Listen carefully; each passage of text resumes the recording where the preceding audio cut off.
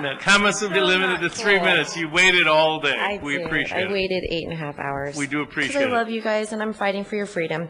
My name is Daphne Lee. I'm the Clark County chapter head of PANDA. I'm also the Nevada State Director. And I'm not just representing myself here. I'm representing hundreds of citizens, not just in Clark County, but all over Nevada. I'm representing dozens of local businesses, including 2 casinos.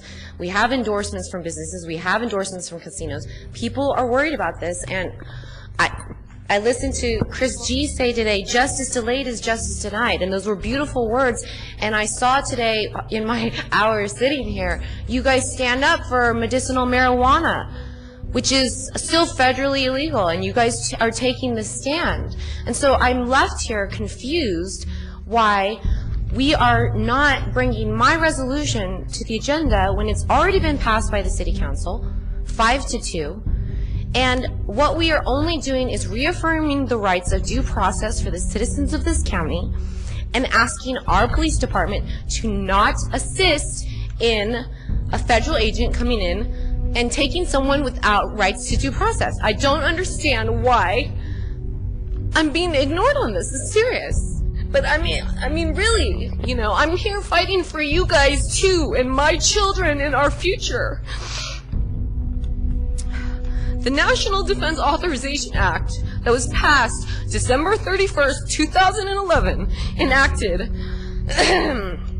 they were carefully, deceptively worded provisions that were tucked into an enormous military budgetary bill, signed into law quietly on New Year's Eve, and it codifies for the first time in our nation's history the indefinite detention of any person merely suspected, not convicted, okay, of committing a belligerent act against our government, including United States citizens.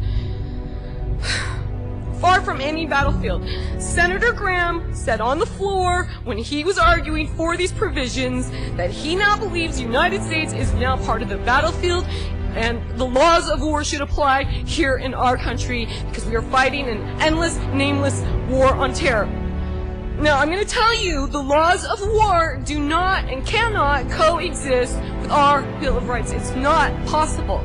They are 2 totally different animals. You cannot apply the laws of war to this country and expect for the Bill of Rights to be respected and upheld. It's not possible. Our president said in his own signing statement of this law, I have signed this bill despite having serious reservations with certain provisions that regulate the detention, interrogation, and prosecution of suspected terrorists. And he then went on to say, my administration will not authorize the indefinite detention of indefinite detention of American citizens. You can keep going. Thank you. Without trial. But just because he's promising that his administration will not do it, there is no guarantee that any future president, now that is granted these powers, will not abuse them. I mean, all you have to do is look through history.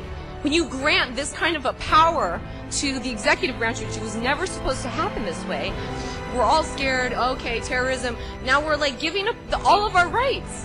The NSA is collecting all of your data, all of my data. There's streetlights on every single corner now monitoring us. You guys, I was here when we passed the pilot program for the domestic drones, you know, to be brought here to Nevada. We're watching our civil liberties being eroded away. And while I applaud a lot of the stuff that you guys do, I just can't understand. Commissioner Sisolak's the only person here who has sat down and talked to me about this. I've emailed all of you several times. I have been doing this for over a year. I'm just a mom, okay? I'm not gaining anything by doing this. I'm just a mom. I will be happy to sit down and go over the legalese. It's very deceptive. I've talked to senators, congressmen, judges, civil rights attorneys. I've gone through this for a year. I will sit down and talk to you guys about any concerns you have with this. To be honest with you, my own organization doesn't even think this resolution is strong enough. Because all it is voicing dissent. It doesn't really do anything. It's non-compliance and it's voicing dissent. But it's a start because if the congressmen and the senators in this state are going to vote for something like this, we have a duty to voice dissent that we do not agree. It's unconstitutional. Each of you took an oath of office. That's the first thing you do. And while all the stuff that you guys do every day, it is important. But our first duty is to protect the citizens' rights of this county. You guys, you represent me. So please,